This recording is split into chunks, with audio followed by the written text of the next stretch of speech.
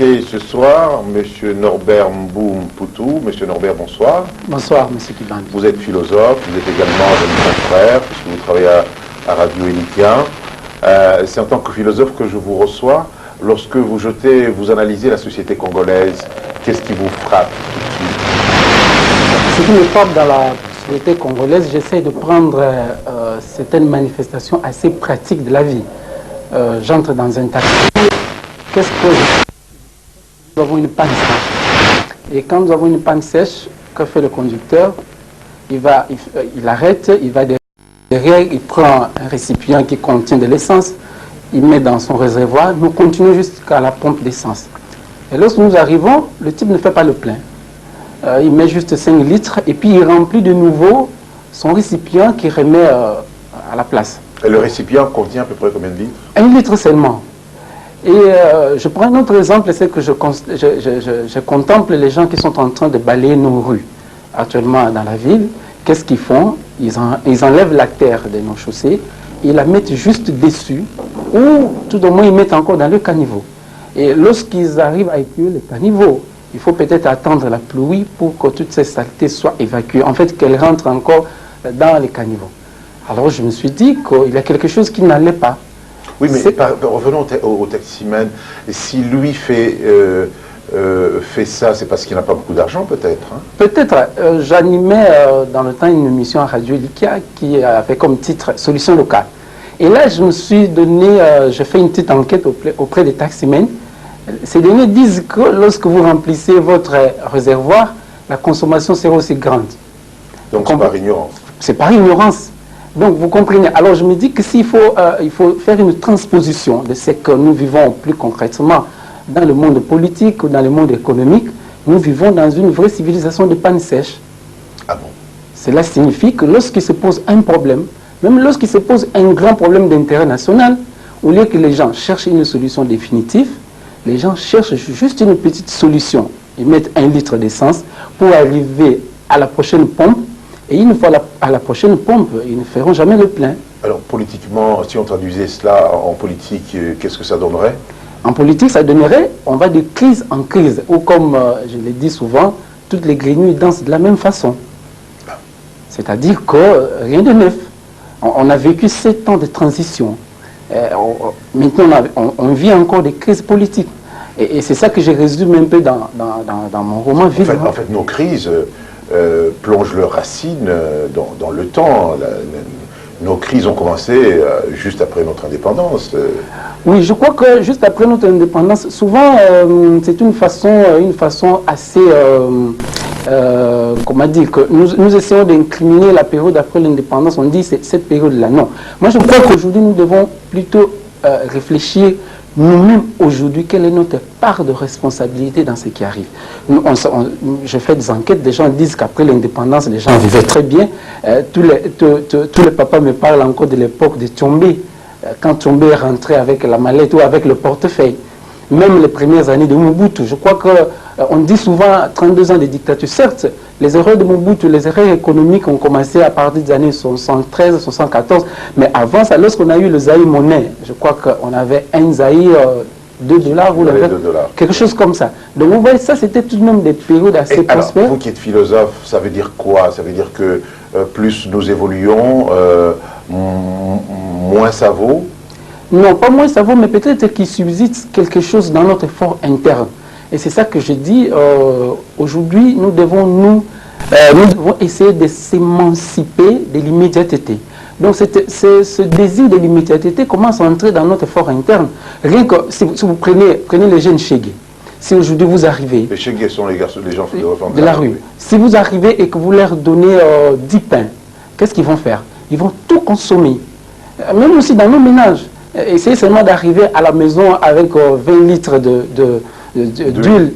Vous constaterez que l'utilisation, personne n'amènera un peu de rationalité à l'utilisation. Donc, dès que nous avons un problème et qu'il se présente une solution, nous sautons sur la solution sans trop réfléchir sur des solutions à long terme. C'est africain ou c'est exclusivement congolais? C'est congolais, mais aussi peut-être un peu africain.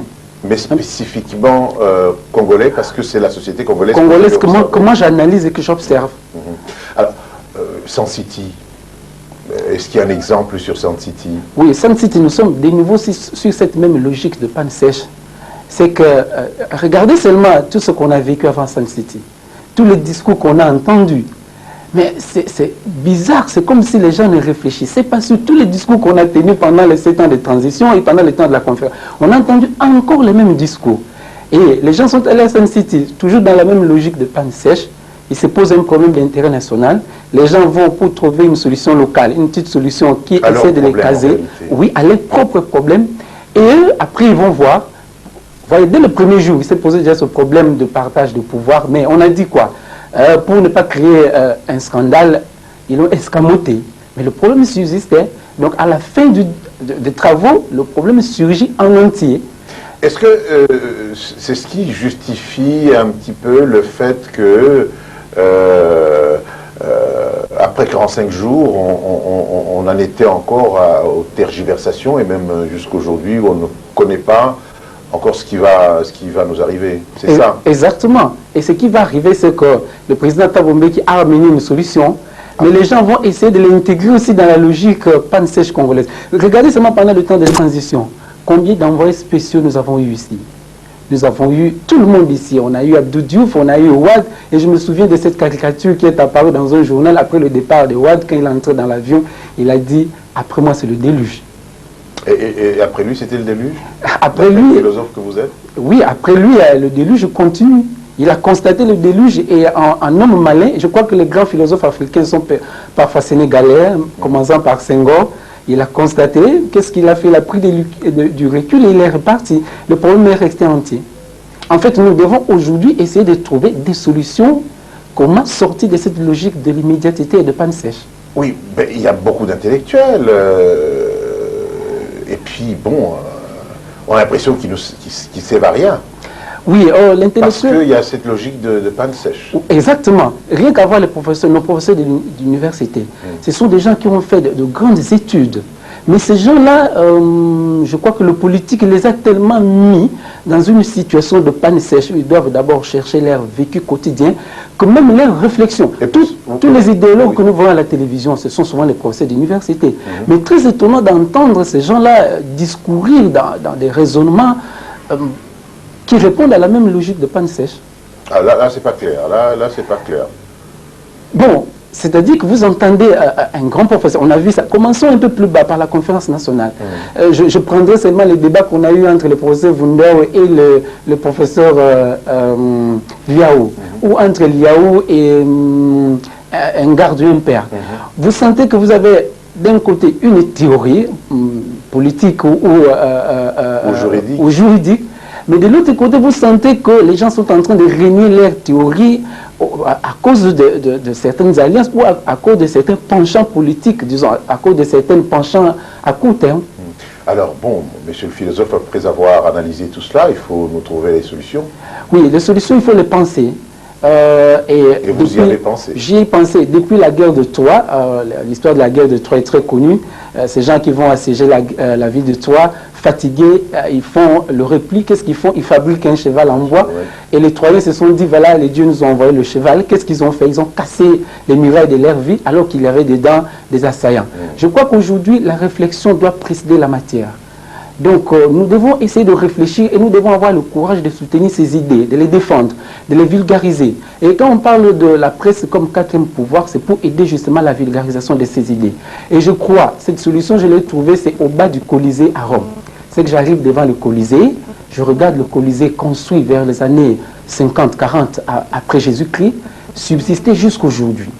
Je me dis, mais pourquoi est-ce que nous aussi, nous ne pouvons pas créer, à l'instar du Colisée, des systèmes politiques ou avoir des solutions stables à nos problèmes. Et je me dis que ça doit se faire en 4 étapes.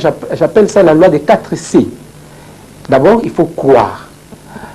Il faut croire, non pas, on croit déjà en Dieu. Nous avons beaucoup d'églises, j'appelle ça des églisettes, puisqu'ils n'aident en rien dans l'émancipation de l'homme. Nous devons croire en nous-mêmes. Un des grands philosophes grecs, Socrate, a dit, connais-toi toi-même. Voilà.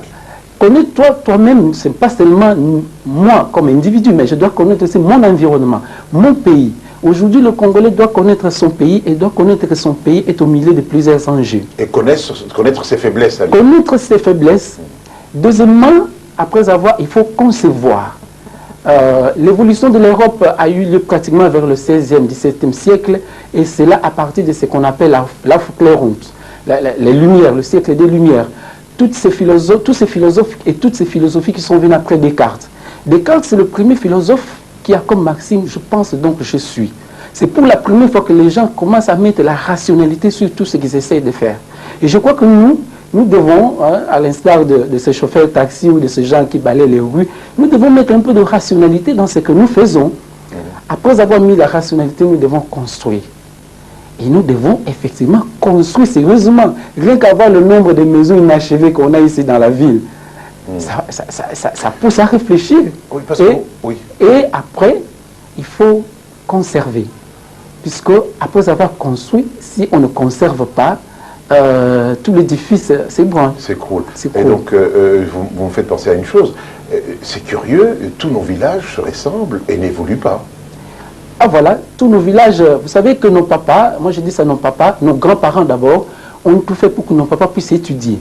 Et nos papas qui ont étudié ont amené tout de même quelque chose à leurs parents qui n'ont pas étudié. C'est qu'ils nous ont fait étudier, ils nous ont hébergés dans des maisons en tôle, des bonnes maisons. Ils se sont tout de même accaparés de cette nouvelle chose qui est arrivée, l'écriture, avec tout ce que cela a apporté. Nous, aujourd'hui, nous avons fait un nouveau pas. On a quitté le seuil primaire de nos parents pour le secondaire et pour l'universitaire. Mais curieusement, au lieu d'avancer, soit que nous avons fait marquer le pas, soit que nous avons fait encore du recul. Ce qui fait que, prenez seulement la société congolaise aujourd'hui, par rapport à la société de 1960, celle-là de nos pères, tout le monde est d'accord pour dire que nous avons fait du recul. Oui, parce que l'État, depuis un certain temps, n'a pas pris en charge ses propres professeurs qui ont un salaire de misère. Dans ces conditions, effectivement, on ne peut pas, l'administration qui depuis des années est considérée comme parent pauvre, dans cet environnement de crise d'ailleurs, comment voulez-vous qu'on évolue? Oui, mais je crois, j'ai eu la chance de visiter il y a 2 ans une ville en Flandre occidentale, dans ce qu'on appelle une Flandre Field, là où était le champ de bataille de la Première Guerre mondiale, à Ypres. Mais qu'est-ce qui est curieux de voir dans cette ville? C'est que cette ville qui avait été complètement détruite par la Première Guerre mondiale, il faut entendre dans le musée qui est installé là par l'UNESCO, comment les gens se sont organisés après la guerre pour reconstruire leur ville. Je crois que ça serait même intéressant que la ville de Kisangani s'inspire de ce qui s'est passé à Ypres. Donc je crois qu'aujourd'hui... Qu'est-ce qui s'est passé? On s'est organisé? Oui, les gens se sont organisés. Le politique, le boulanger, le commerçant allait chercher des pommes de terre à 50 km à pied en hiver pour le revendre. Donc nous devons entrer dans cette logique-là. Donc je crois que c'est quelque chose qui doit animer ce que moi j'appelle, et c'est un des nœuds de la crise, nous devons avoir aujourd'hui des nouveaux leaders. Il doit y avoir des nouveaux leaders des communautés, des nouveaux leaders qui, non pas seulement des leaders politiques. Et je crois même que le jargon du parti politique doit s'arrêter à un moment.